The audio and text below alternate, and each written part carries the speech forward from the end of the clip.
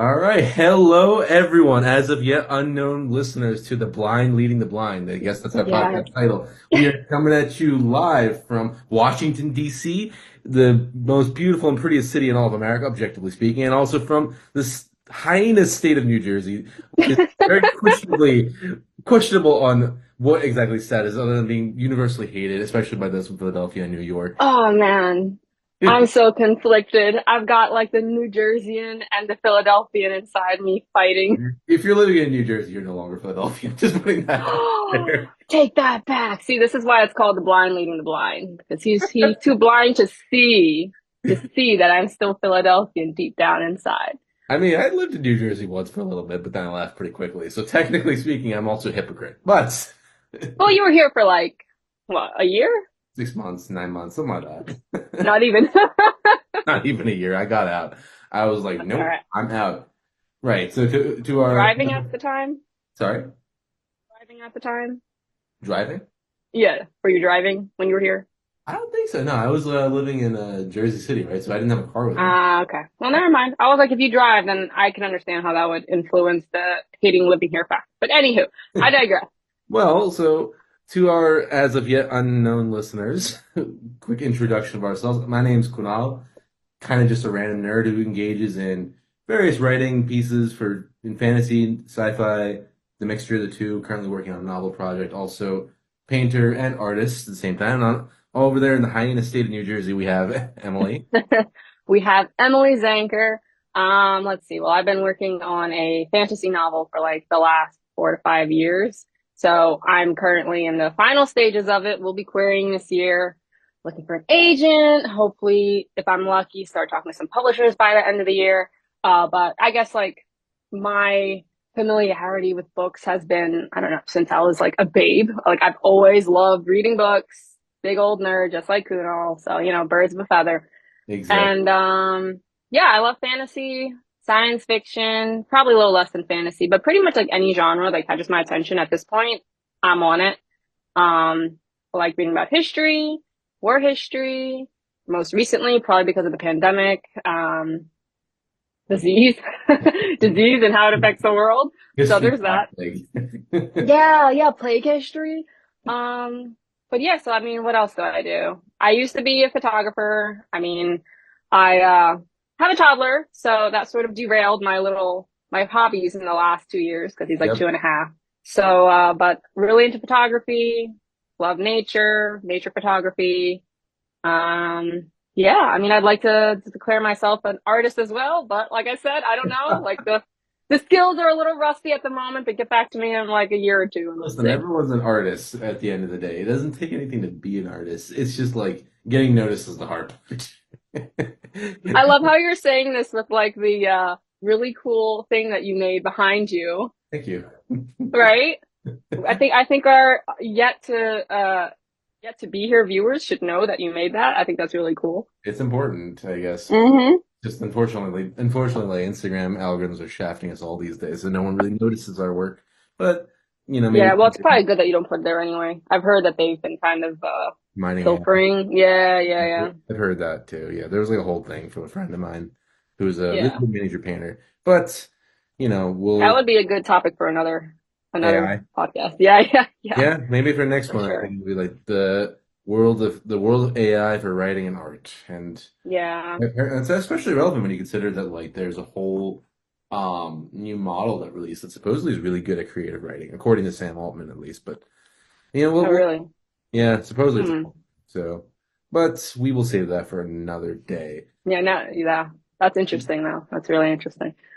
Today's Um, topic is going to be in defense of fiction as a genre for learning. So this topic just kind of came up. I think we were just texting one day and we were talking yeah.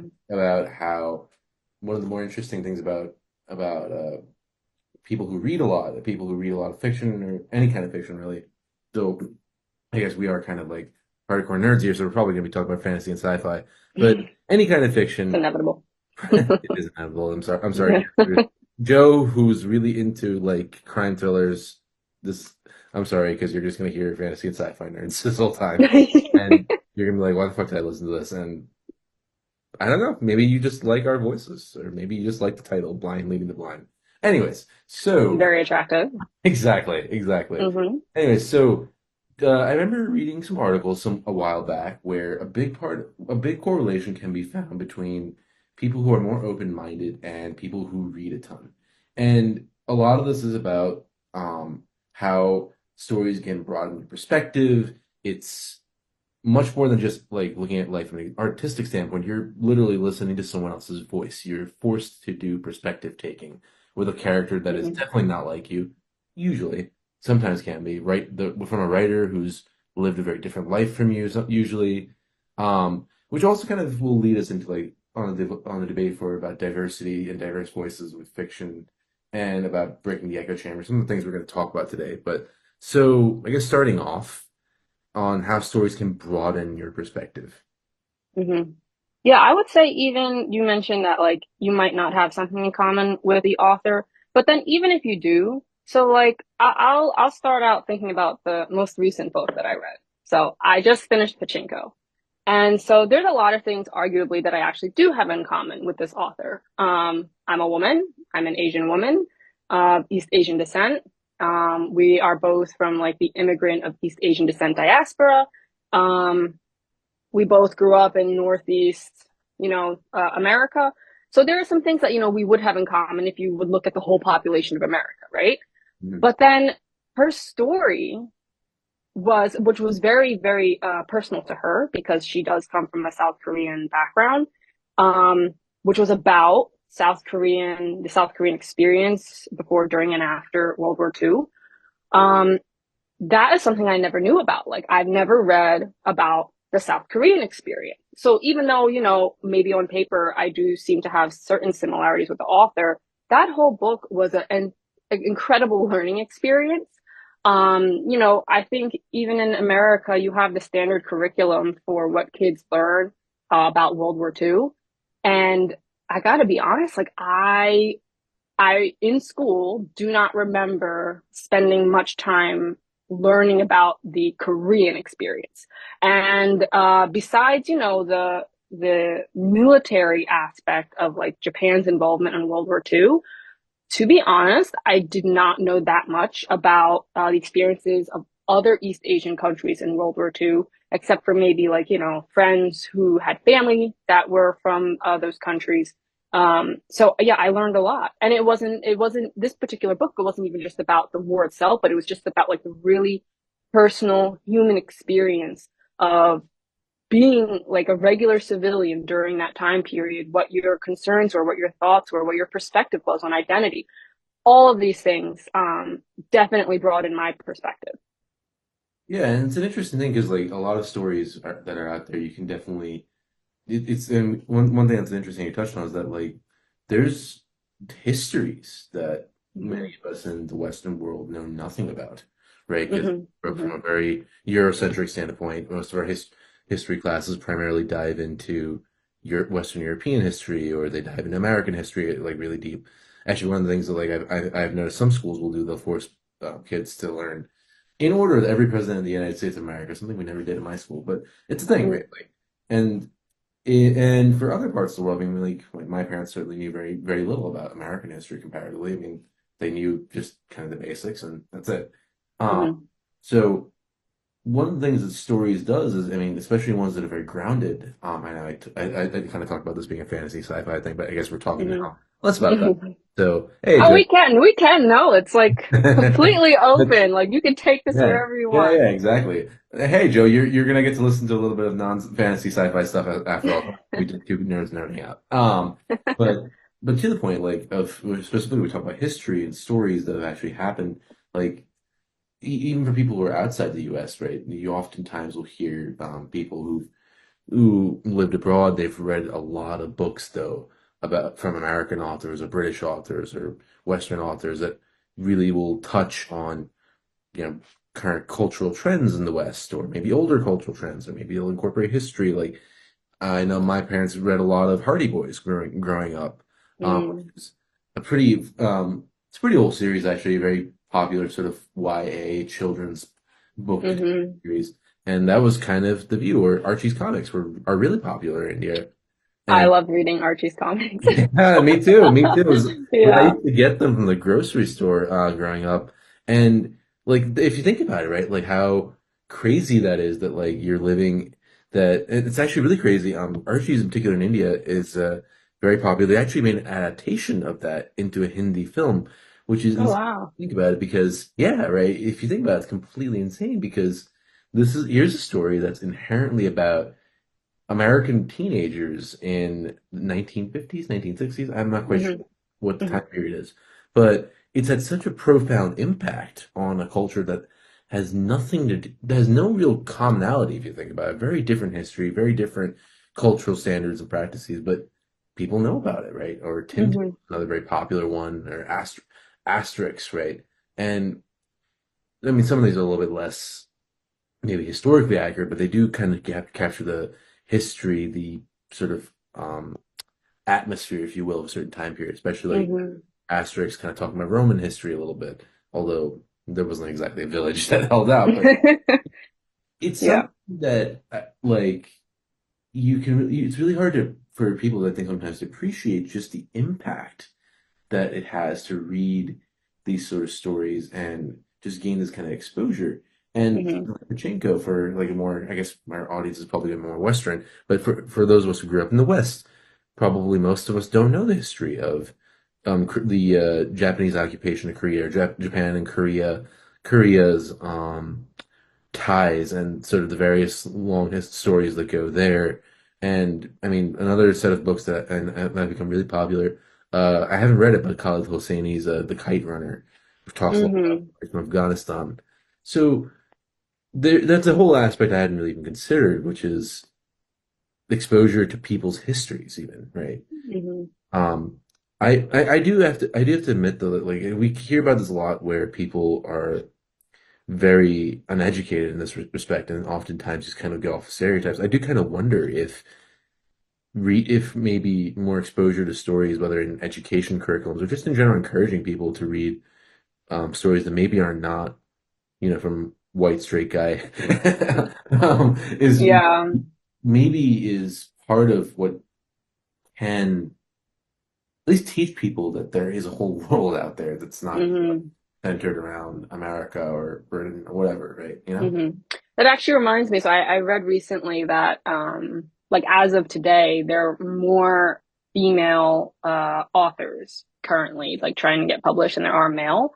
Um, so I think that's a really exciting opportunity. I'm trying to look for my quote book. So I have a book. Bear with me one second. I have a book No worries.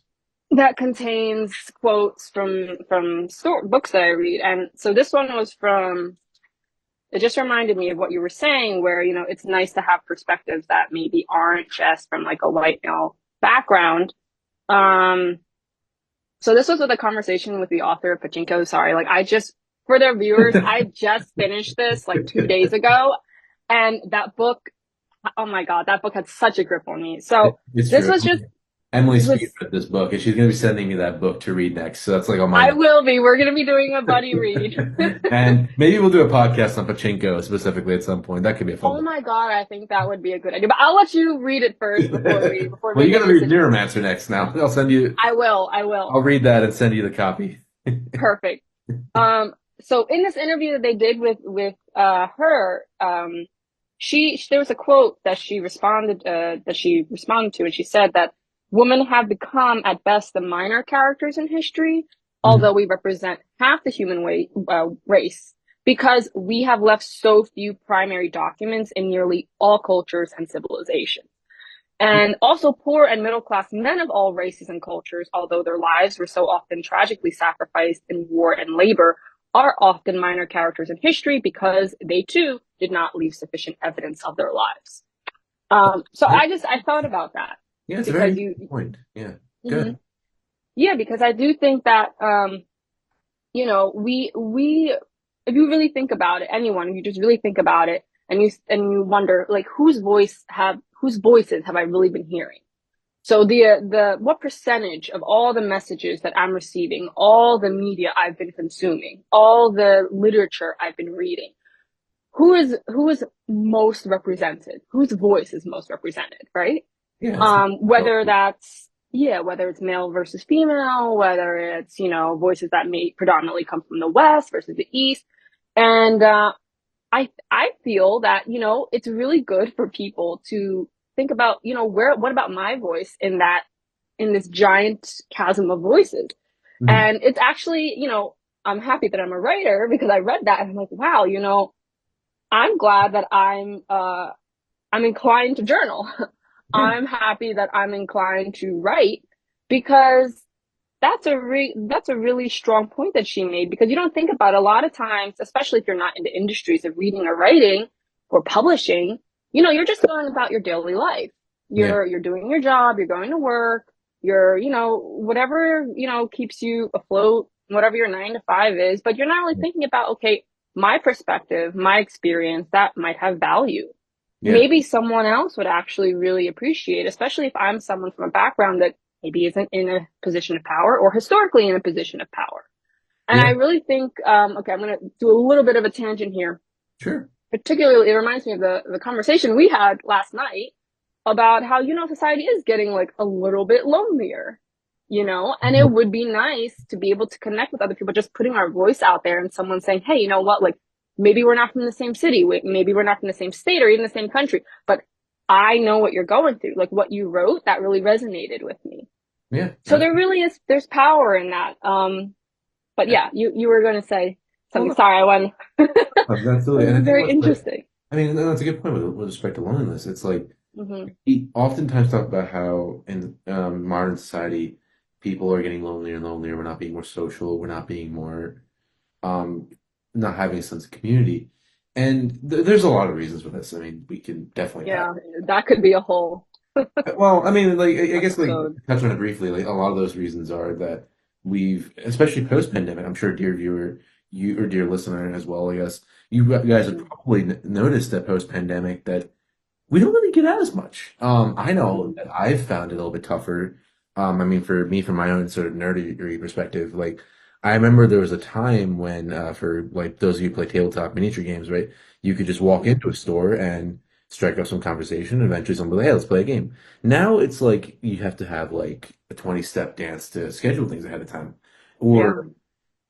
or we just don't really connect as much as we used to. And a big part of that is that we're living inside of our computers, whether that's Discord or Instagram or whatever, WhatsApp, whatever sort of chat platform of your choice, whatever drug of your choice, here, pick your poison. But Yeah. another big part of it is that, I mean, we see this a lot in politics as well, is that we've lost the ability for not just like Mm. listening to each other, but of perspective taking. I mean, as we've kind of gotten into smaller and smaller chambers of people who are like us, we've Hmm.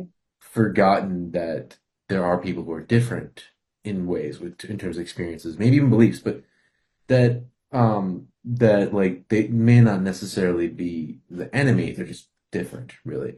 And not to touch too much into politics, but though I will warn you, dear listener, that we're both pretty liberal here.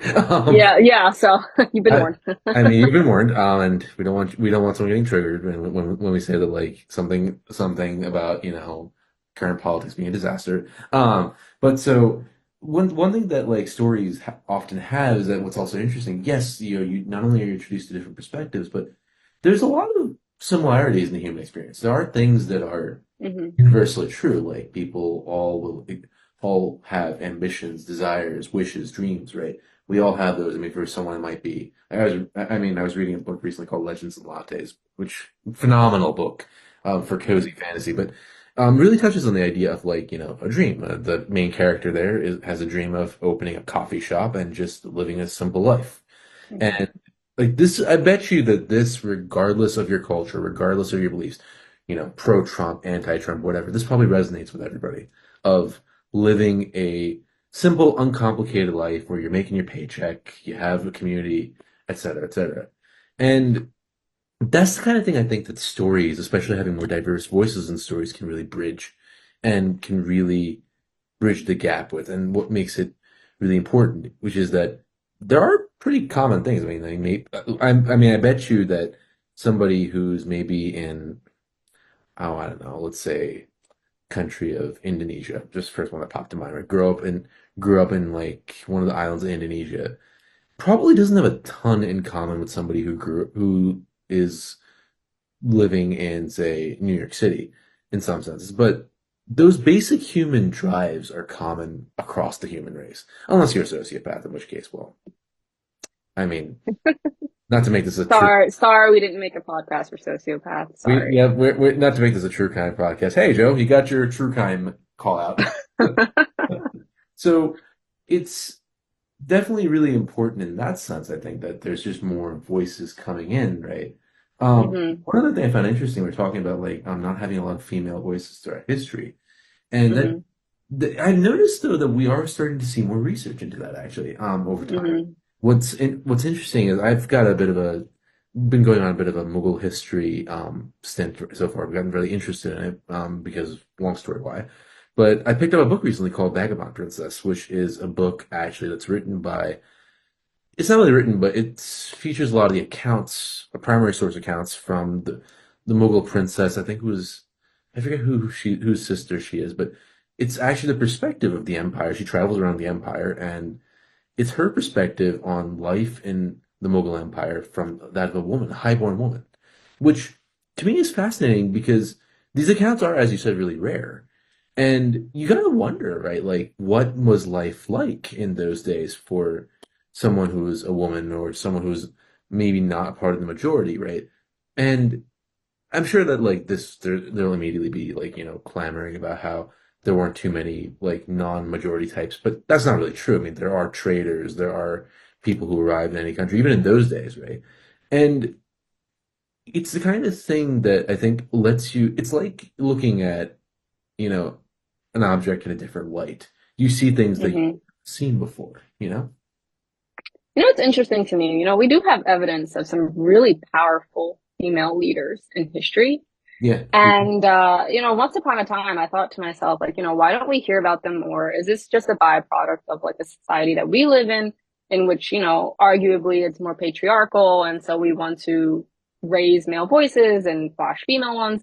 Um, but then I realized it's not just the society that we live in right now that might want to raise up more, male voices or voices that sort of align with the current powers that be.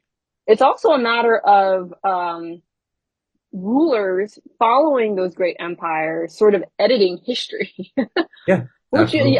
and so I do feel like sometimes I'm glad that at least for right now where we are, there are a lot more female voices in the writing space in general. Like, just actually there's I think women as a whole, like we're really pursuing we have the opportunity right now to pursue academics to a degree and to a level that we haven't historically been able to in the West. So Mhm. that's actually really exciting. Um, uh, but actually, so there was something that you had mentioned earlier. You were talking about our readings within the context of the current political environment. Mhm. And I was thinking while you're saying that, I was thinking that if anything, now more than ever, it would be very beneficial for people to be reading. It doesn't necessarily have to be fiction, Fiction. but right, like I know we're focusing on fiction, but sometimes I would say in this context, sometimes fiction is a little bit easier for people to not digest. It's easier for people to accept That's actually because right. there's that suspension of like, oh, this is actually real. Because sometimes people get really uncomfortable with that. I Yeah. think sometimes people are a little bit more comfortable with something that's like, okay, I know that this isn't really real, Yeah. but the idea is there and it puts that idea in their head. So anyway, in the current political situation, at least, in America, I do think that the political powers that be are really taking advantage of of the loneliness that really has taken root since the pandemic. I think certain politicians are, I don't want to say exploiting, but they're definitely taking advantage of the fact that people sort of have forgotten how to come together and to see people that maybe aren't exactly like them as someone who isn't, an enemy, by default. So I really do think that now more than ever, in order to combat this animosity that exists between different Americans, we do really need to read other people's stories. I think we have a responsibility as people in society to try and understand the people that we coexist with. You know what I mean? Because, anyone can say like, I don't have to, I don't want to, like I can live in my own bubble. But I mean, the reality is that no matter what country, society, history you live in, like no one exists in a bubble. You cannot exist in a bubble. And I really think it would make you feel, even if you find yourself very upset, very angry all the time at like the other, even for your own benefit, that's not a good feeling. Who wants to exist all Be the time angry all the time. upset and Right. angry? Yeah, that's a terrible feeling. It takes energy and to That's it. sustain that. It's that. So, yeah, so consider books like medicine for that feeling. That isn't just for one person, but really it's just about society as a whole. So anyway, going back to what we were saying about women's voices, in books and literature, I think right now that's also a good thing considering the what's happening for women's rights in America as well. I do think it's great to hear the female perspective because, a lot of times I don't want to take the podcast all the way over to like the feminist lean, Right. but I mean, Well, Joe, as this, who our viewer is, you've been warned. this is a feminist book. I would describe myself as a feminist. I know that the definition of that depends on, I guess whoever's It's a using the term. Yeah, I mean it's a very broad set of ideas. Yeah, but basically, I think we should respect men and women equally. That's my little thing. But I think it's a very good thing that right now a lot of women are putting their voices out there. Um, and I do think that like I said, we have a responsibility to try and at least understand people who come from certain backgrounds that are not like ours, because it's very easy to point fingers from the outside. It's very, very, very easy. So anyway, back to your historical book that you were talking about. Oh no, not a problem. I mean, honestly, like I do think that if we're going to be talking about broadening perspectives, there's just no way we're not going to get a little bit into Yeah. feminism, and I think that that is a very relevant point for something like this, right? Because we are talking about we are talking about perspective taking in a time in which perspective taking is becoming, I don't want to say rare, but it's definitely becoming harder. And Yeah. don't get me wrong, dear listener, and whoever the conservative is that's listening to this, who's like, going Yeah. red with rage. I don't mean to make fun of you too much here, but Yeah. Yeah. like, I mean, we are pretty liberal here, but like, even for us, right, it is a challenge. I mean, if you ask me to if you ask me to sympathize with certain ideologies and viewpoints, or to try to take perspective of those viewpoints, it's tough, right? Like, Hmm. this is not something that's easy for anyone, and I'm not gonna say that that there's really a one size fits all solution, but there Hmm. definitely is something to be said about the reason that like you want to be reading these stories. It's forcing perspective taking, right? We're Hmm. talking about forcing people to understand the viewpoint of maybe the person who's maybe not as well heard or well listened to um in popular media discourse. I mean, and this is a very common thing that actually kind of leads into more of a, this is kind of maybe a little bit of a separate topic as well, but well, not really, but where we talk about like having the need for diverse voices, but also like when that gets forced, right, and why that can be a really bad thing sometimes, and when, Hmm. right? I mean, we see it a lot where um, we see, I think, what my main sort of thing I'd point out, we do see a lot of diversity and whatnot happening now in media, popular media, but it does seem like a lot of these corporations that are behind them are just kind of checking a box so that they can market it. Hmm. And that actually, there seems to not be a backlash of corporations are not doing that, but that that's also like maybe not quite what I'm looking to examine at the moment. That's a bit of a separate issue. Yeah. The problem that we see frequently, right? Like, and actually, you'll actually notice that there was a lot of the, not a lot of it, but some of the backlash that the Amazon Prime Lord of the Rings series received was actually like Hmm.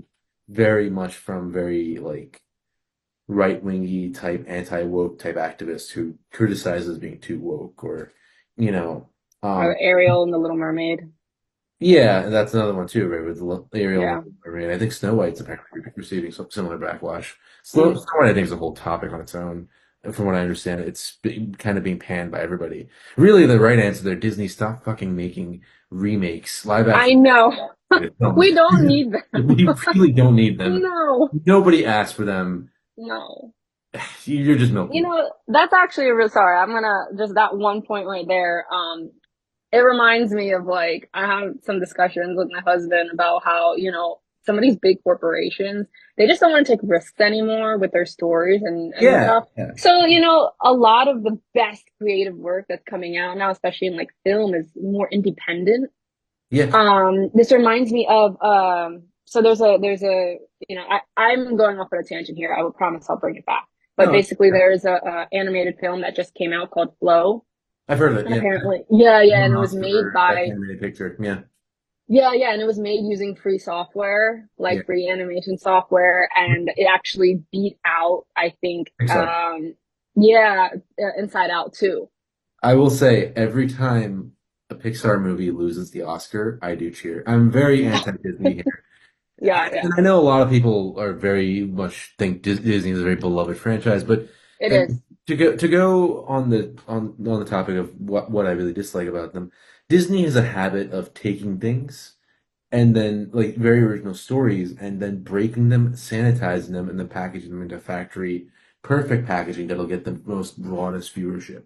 They don't make bad films per se, but you Mhm. will notice that they do this with a lot of their stories. Pinocchio, for example, is actually a lot darker story if you look at the Yeah. original thing. It's about the rise of fascism in Italy. Um, and same goes for a lot of other stories. So I'm very critical of Disney doing this, and to kind of tie it to what we're talking about here, is that Disney is very much very guilty of just kind of checking boxes and Hmm. also like sanitizing things to make it more palatable, not actually elevating voices. And they hate taking risks because elevating a new untested voice from a maybe not so well heard segment is risk, right? Hmm. Hmm. Um, it's a financial risk. You see this in the publishing industry too, actually. It's a financial. Hmm. And so a lot of these mega corporations don't want to do it. And to your point, independent like filmmakers, book authors, comic artists, etc., are actually kind of where it's at these days as a result, because it's become easier, remarkably easier to actually put your own stuff out into the world. You don't need to go through a production company or like a distribution company or a publishing house necessarily. You can actually get your stuff out there by, YouTube or self-publishing or what have you. There's a lot of free tools out there too. And if not free, they're relatively low cost, that is.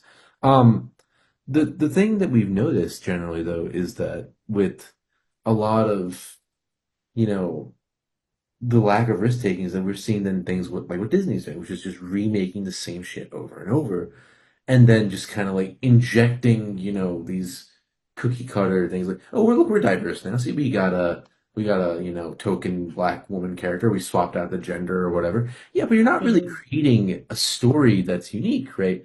Hmm. Like, I mean, like to go back to my Lord of the Rings example, right? Like, one of the things that Tolkien is very widely known for in his work is that people have very much examined race in Tolkienian works. So you'll notice that pretty much all the good guys without fail are very clearly white Western European.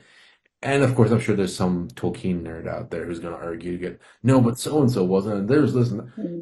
Hmm. Great. Hmm. I'm not saying that Tolkien was a racist. He was pretty much in line with the thinking of his day. He was also actually quite liberal for his day, if you actually look at his letters. But what is interesting to me is that a lot of the sort of quote unquote evil or bad humans who sided with Sauron or whatever, the bad guys, right? They're all very distinctly Middle Eastern or African, or they're very clearly not white, right? Hmm. And they're all very distinctly described as being from the East. Now, there was a real opportunity here for Amazon actually when they're making the series. If they wanted to talk about the making of the Rings of Power, they could very much have gone into the perspective of these people, maybe hired some writers who are maybe a little bit not, I mean, they could have been a whole thing about colonialism because that's actually part of the history as well. And Hmm. talking about why did these people side with Sauron? Were they deceived? Was there like that perspective could have been explored, but instead we got the very lazy approach from Amazon where they're like, no, we're not going to do that. We're just going to say that race isn't really a thing anymore, which Mm. it is. I The mean, I don't see race approach. yeah, and it is, Mm. right? I Yeah, I mean, didn't watch it. Just so the viewers, I didn't watch the so no series. spoilers for anyone who didn't watch it. I mean, Hmm. I wouldn't recommend watching it because they're quite boring for other reasons. They're just not very good. They're not well written in the slightest. Like there's very severe pacing issues. There's not Mm. the Rings of Power probably deserves its own podcast altogether. Not just a series of podcasts. I would say that could be a 7 hour, 8 hour discussion on its own. But Hmm. long story short is that if you haven't seen it, you should see it just to see what they did.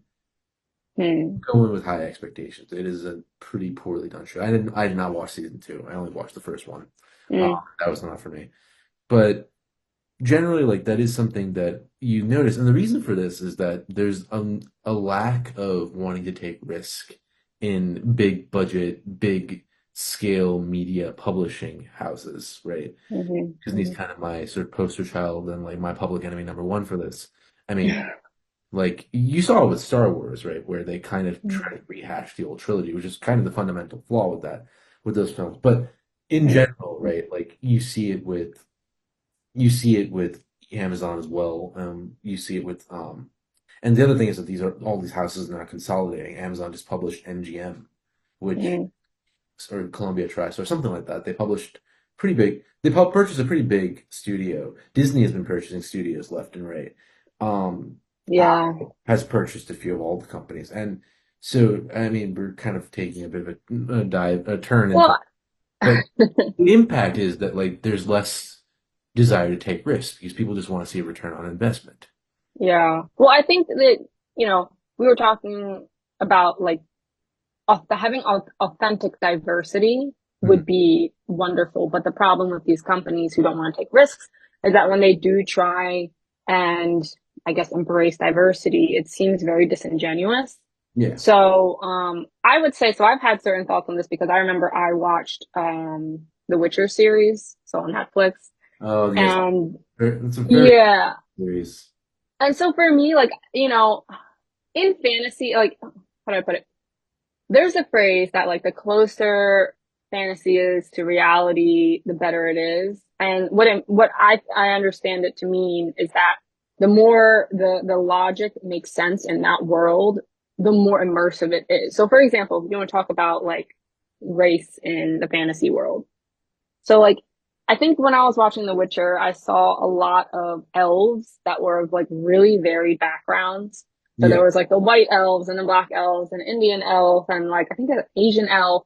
yeah. And like so for me I was kind of like, okay, like I'm obviously like on board with having diversity, but like how do you explain the diversity of race in the elves?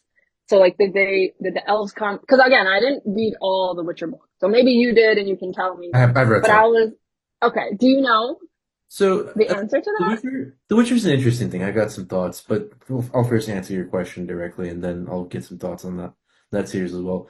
The Hmm. Witcher actually, I mean, it's very clearly The Witcher. And this kind of gets into both my thoughts, but The Witcher is not actually Tolkienian in that it's based very much on Polish and Eastern Yeah. European mythos, right? Which was kind of the big draw for it, why it did so well. But I'll get Hmm. into more about that in a second. But in Andrzej Sapkowski's original books, he doesn't really specify what the diversity or skin tone or whatever of the various races are. So, Hmm. like, I can kind of see how Netflix talked about or Netflix managed to do this, which is that, well, there's nothing specified, so there's no reason we can't have a black elf or Hmm. an Hmm. Asian Hmm. elf or whatever. But The Witcher, what makes it really interesting, actually, it kind of feeds into our point about diverse voices. The Hmm. Witcher is actually not your prototypical Western medieval European fantasy, actually. The typical European sword and board type of fantasy that people are used to that was very much defined by the archetype of J.R.R. Tolkien. What made The Witcher so popular? Well, the games obviously were a big part of it, but Yeah. the games exploded. He was a household name in Poland, actually. Andrzej Sapkowski, that is. He's pretty well known. The reason that even the games got such a big audience is that it's actually not your typical voice. It's not being written by your typical voice in the fantasy genre. It's Andrzej Sapkowski delved very deep into European myths and folklore. So things like a Striga or I forget the other monsters, but Baba Yaga, yeah, all these things are Eastern European. Drowners. The Drowners and all these things. I don't know where the Drowners are based off out of, but the other ones are very much based out of Eastern European mythos. And Hmm. it's even that just that little bit of shift was enough for people to take notice. They're like, oh wow, this is kind of cool. I Hmm. want more of this. And that's why Netflix adapted it, right? Hmm. Um, But do you think that was uh do you think that was because of the popularity of the game or the book itself? The the books game themselves. became popular primarily because people just hadn't seen a fantasy setting like this before. Because we were Hmm. so Hmm. used to something like Skyrim, for example, or Hmm. um, Hmm. insert Tolkienian game here. Right. So then I think like maybe that was the game kind of drawing people in because I know a lot of people who never read the Harry Potter books, but they love Harry Potter because they watch the movies. It's definitely it's definitely true, right? Like that, like certain media will draw people in more. The books did not become popular until afterward. A fun little story for those of you who don't know, actually. Um, Andrei Sapkowski was offered a profit sharing deal by CDPR, CD Projekt Red, the developer and publisher for the Witcher For the series, game. and he actually turned it down and decided instead to take a lump sum payment because he actually thought that the games were going to fail. They did an adaptation of his a TV adaptation at that time in Poland for his books, and it was pretty bad. Look up. There's a really funny meme. There's a really funny meme where they show the Polish version of The Witcher, and it's this dude who's kind of out of fit, playing Wait, I gotta look kind of at not fit. And then that. then they show fucking Henry Cavill without his shirt off, and like he's ripped, extra ripped. Uh-huh. And people are like, "This is wild. This is wild." Oh, I see. Yeah. Oh man, they got a 5.8 out of 10 on IMDb. Oof. It's like a meme. It's been circulating for a while. So it's but what's interesting about why that gained such a audience is that it's not wildly different if you think about it, right? Your baseline fantasy tropes are still there. You still have dwarves and elves and gnomes and it's still about white people at the end of the day, right? Like, I mean, Yeah. I'm One step at a time, yeah, I'm a little blunt. slowly. Yeah, But yeah. but like it's still different. Or Dune right now, right, is another great example where you'll see that it's really popular. And Dune, if you've read the books, is actually based in a lot in more Middle Eastern and East Asian, South Asian cultures. Like the emperor, for example, is called the Padishah Emperor, which that's a Persian word or an Arabic word, right? And the books get into a little bit more. They actually toned it down in the movies, but the Fremen, for example, they're basically Bedouin, right? The Bene Gesserit are kind of very Arabic sounding name, or you have the Topic, the Sardaukar are actually based off of the Ottoman Janissary legions, right? So there's a demand out there, right? Is what's interesting. The companies don't take risks, but there's a demand out there for things that are different. How many times can you read or watch or play the same sort of like, Western European castles and wizards and sorcery thing over and over with dragons Hmm. before it gets a little old, right? Game of Thrones Yeah, getting exactly. a call. Exactly. I mean, I don't get me wrong. I still love Game of Thrones and like I'm Hmm. rewatch right now, but it's it is telling that we are seeing it slowly. Um, Maybe Hmm. not the way we want it to. I mean, there's still definitely a lot of Eurocentricity. I mean, like a friend of mine described it that Dune is still white people in space, at the end of the day, which Yeah, sort of true, I think. sort of. There's a little I bit of see truth. it. The Witcher is still inherently kind of centered around white people, albeit maybe not, Western European. But I think that like in response, like companies are just trying to still tick the box as much as they can. It's a little bit easier in certain genres and settings than it is in others. But it again, just inserting a like I was watching Vikings where in Viking Mm, Valhalla, there's actually a black Jarl of Kattegat, which black woman Jarl of Kattegat, which I mean, it's a little ridiculous, right? I mean, at the end of hmm hmm right? hmm Like, as again, right? Like it sort of speaks to the point that like what they're instead of creating narratives and from diverse voices, they're just kind of injecting something there as a token character. Here you go, you can go cosplay as this person at the next Right, Comic Con or something, right? Which right. better than nothing, perhaps, but I think it sort of defeats the point here, which is that people, I do think that people do want to hear or listen to or watch or read stuff that comes from people that they have not necessarily, you know, been exposed to before. I think there is a real demand for it. Um, hmm and I think that once, um, I think that what you, and again, like I said, like the Witcher series is very universally praised. I mean, I'll bet you that across both sides of the aisle, it's very well loved, right?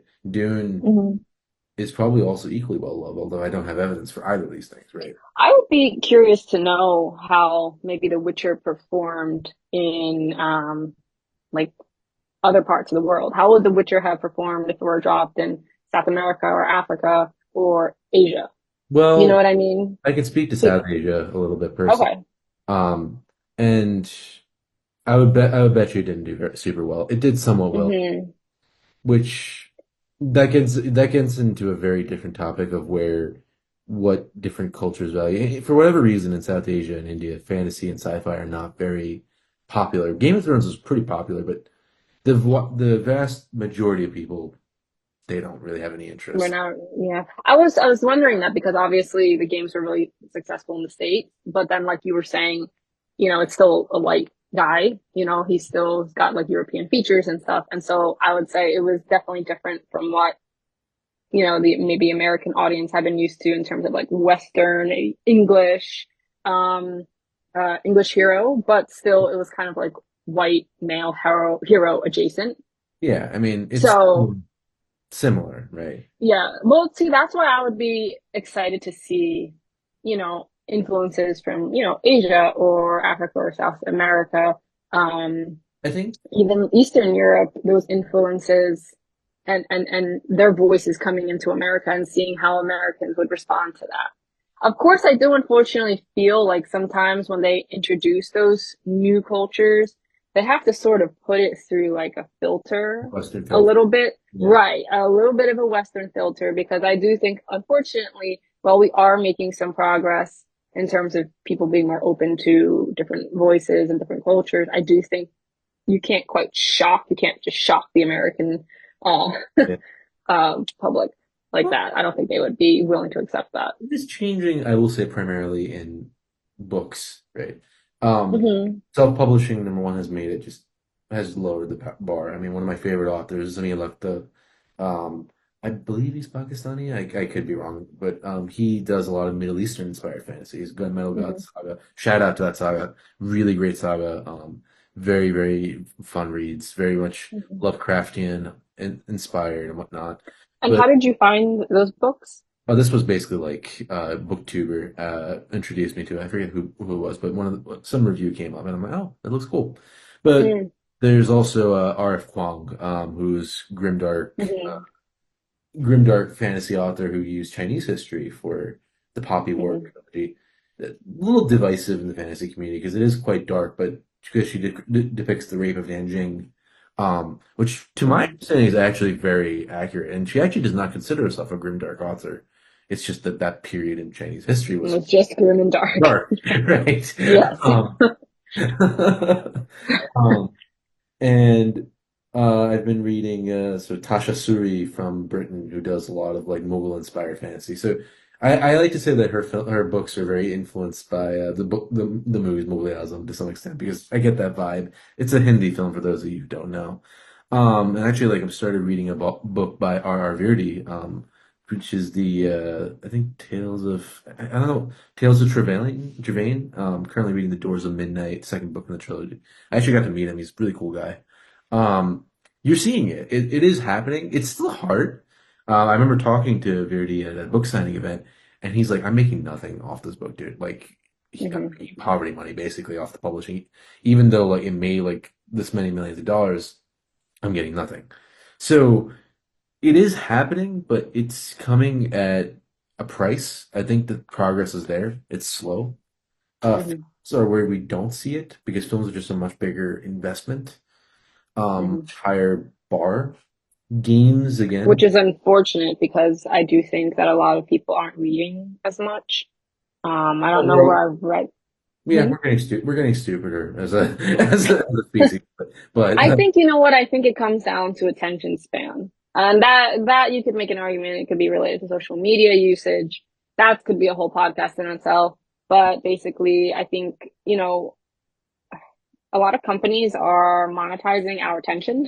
yeah, basically, right. And as a result, we don't really have the attention span to sit through and read a whole book and look at words with no pictures for a long period of time. I mean, it's just if you look at even teenagers today, young people today, it's not an appealing medium to them. So unfortunately, it is true that the diverse voices are making more progress in the written space, but we have yet to see it make the same kind of progress, or And this so, grand scale in yeah. the film, or yeah. So Games are changing a tiny bit, I will say, and in the sense that mm. I have been seeing Chinese publishers or Chinese devs are making headway. So like there were, what was the name of that? There was that new game that came Black, out. Black Myth Wukong, one of the two. Yeah, Black Myth Wukong. Yeah, Yeah, I that saw some clips from it. That looked amazing. it looks really good. And it's based on I think Journey to the West. I haven't played it Mm, yet, but it does look really good. Very much of a mm, Souls-inspired gameplay. Part of that is yeah. that, Japan has been very established in the gaming industry as well. So a lot of the Japanese publishers, I think, are now also publishing these sort of games. Um, we are seeing a little bit there, but not maybe to the extent that there's a lot more out there, right? Like, I mean, African mythology, right? A very, very Hmm. unexplored Very space, rich. very Yeah. rich and unexplored space. Hmm. We'd have nothing, right? There's Hmm. a lot there. I mean, I bet you most people know nothing about. I know very little. I mean, Hmm. like, Yeah, same, same.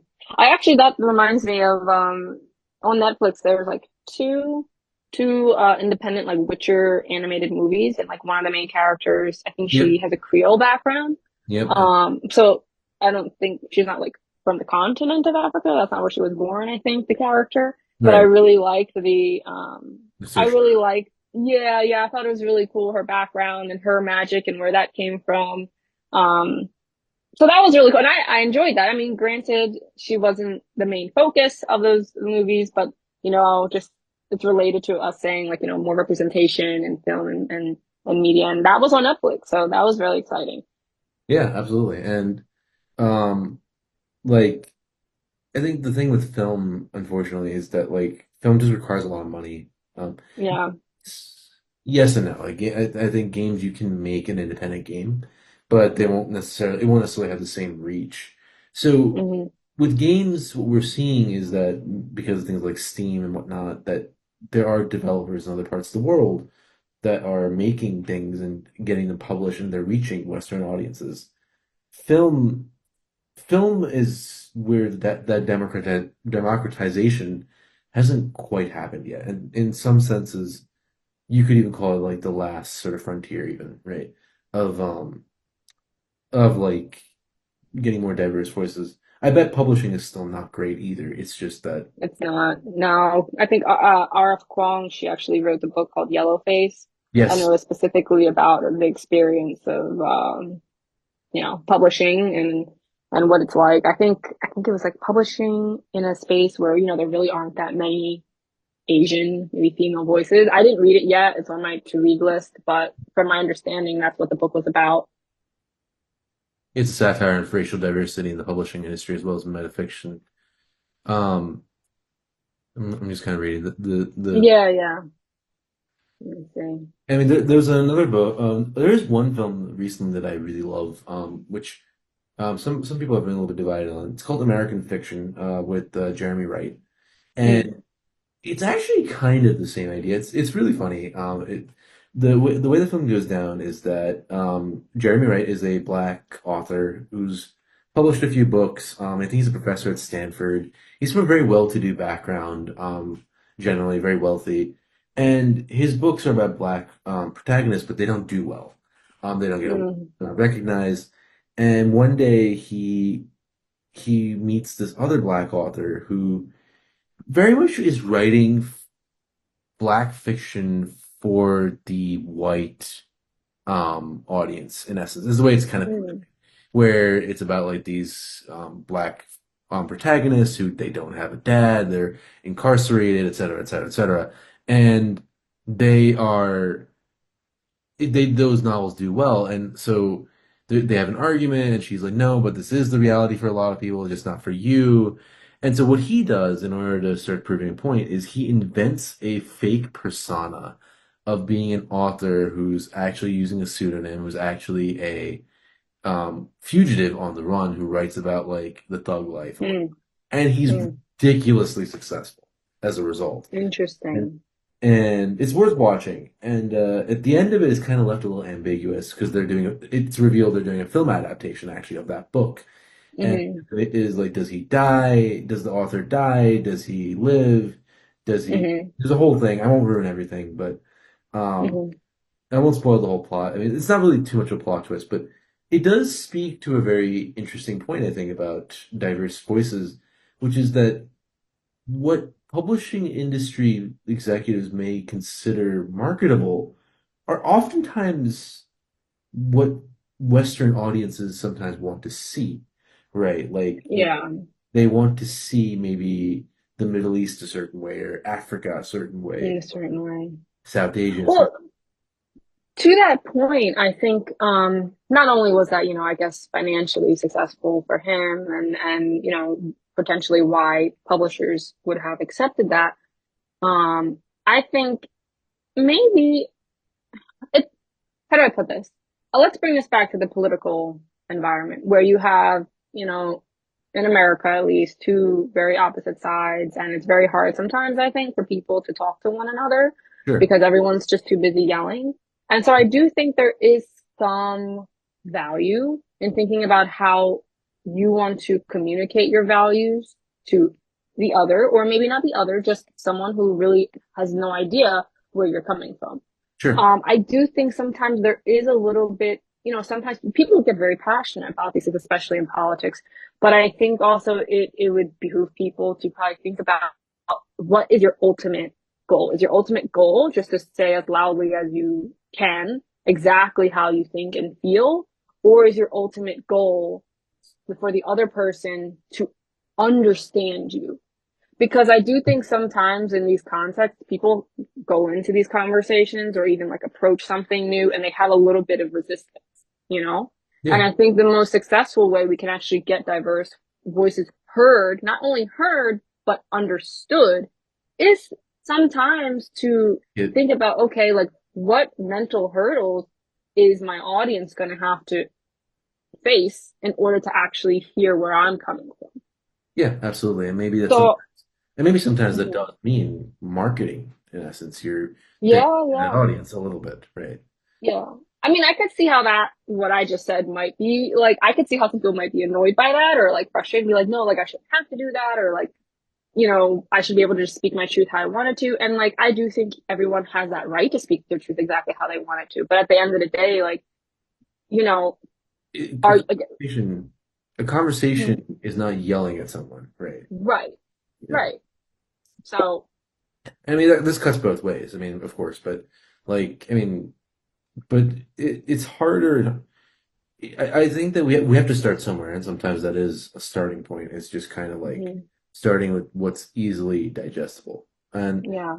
maybe what would be interesting, I think, to see really, and is like how much more will things change over time, right? Will we see a world in which maybe, publishing is a little bit more open to like taking things that are a little bit maybe more out there, right? Maybe not Mhm. as, um, maybe not as like marketable, right? Like, I mean, I wouldn't be surprised if like for a lot of Western audiences, if for East Asian based fantasy stories, for example, they'll probably be looking to something recognizable, like something that Disney's already put out there as an example. Mm. And progress is slow, Yeah, I think is kind of the way to put it, right? You yeah. know, and unfortunately, it does seem in today's era that we are kind of backsliding a little bit in some ways, but I mean, we should try to remain at least somewhat optimistic. But that said, progress is slow, and it's not always going to be that we get our exact thing out there. I do think that a lot of times we hear clamor for, big bang change, and sometimes that does need to happen, right? There are definitely cases where, big sweeping changes are just necessary, and they do happen in one go. But even after those big sweeping changes, it usually takes time for culture to catch up, right? Mhm. Um, so yeah, absolutely. Got to start somewhere. Right, yeah. I was thinking when you said that, about the constant retelling of the story of Romeo and Juliet. Like since that book, since that play came out, how many times has it been told and retold and reimagined in various cultures and Probably backgrounds? by now. And it even reminds me, this is related, but like of Harry Potter. You know, a lot something that I typically admire when I'm reading fantasy is, the world building aspect. And Mm, something that I think J.K. Rowling did really well and really helped her with the success of Harry Potter was making a world that was different, but also incredibly familiar. yeah, There are almost zero fantastical beasts in the original Harry Potter series that at least the Western audience was not familiar with. We yeah. all know what unicorns are. We all know what I don't know. Well, I guess maybe Dementors she made up, but even still, you can draw parallels between Dementors Yeah. and like, ghosts. You know what I mean? So yeah, and then the school setting, we all know what school is. We know what a boarding school I actually is. don't know what school is. I'm joking. But yeah, no, but like, and he goes school shopping and all that stuff. So it's all really familiar, even though she's building a new world. So Yeah. this ties into like, Being part of it. giving the audience something new, something fresh, but then something so familiar that they're like, wait, you know what? I can connect with that. I recognize that. And it immediately draws people in. They're Yeah. more willing. Yeah. That So, sort of comes back to our first point, which is the notion of that there are things which are very common across the human experience. right, right. And I think that in order for you to get different, diverse voices out there, you really should put center stage the human experience because then no matter who your audience is, you will be able to connect with something that the author is presenting, despite the fact that the author might be talking about a different place and a different time, maybe a different language, and all those things. Absolutely. Well, I think we've kind of covered all of what we wanted to cover. Yeah, So I guess in closing, if we wanted to summarize this maybe in one sentence, what would be the summary? that's a tough question. Well, in, Um, I'll there start. is about, uh-huh. I'll start, I guess. In summary, diverse voices definitely can lead to better broadening of perspective, and also the recognition that there are shared human experiences out there, and that progress is slow in this regards to getting more diverse voices out there. But it may be it is the best way forward. I'm wondering if that's a run-on sentence. I counted Listen, two ands and one but. listen. I'm not writing in this. As this is You it's said one okay. sentence. Ah, the All right. grammar police. I've been caught and fined by the grammar police. Dear All viewer, right. if you're out there, the grammar police is worse than New Jersey, not in the DMV. All right, I'll try and be super succinct. There is value in reading diverse voices, especially in fiction. Boom. There we go. There we go. Let it be known that there are grammar police that can be succinct in data. All right, dear No, I was like, listening, that's why it was a tough question. But yeah, thanks for watching, dear whatever viewers, you and are. Thank you so Where much, dear we listener, are. for watching, listening. If you're at all interested, we probably will be doing some more of this at some point. Dear Joe out there who's into true crime, we did have a true crime call out just for you, so please don't be unhappy. And that is all for now. We will catch you on the next one at some point, hopefully. Please do not do anything stupid as a basis of this Do podcast. not do anything stupid. We'll find you. Well, yeah, New Jersey State Police will find you, There apparently. you go. There you go. DC Police has got other problems these days. Yeah. All Bye right, for now. guys.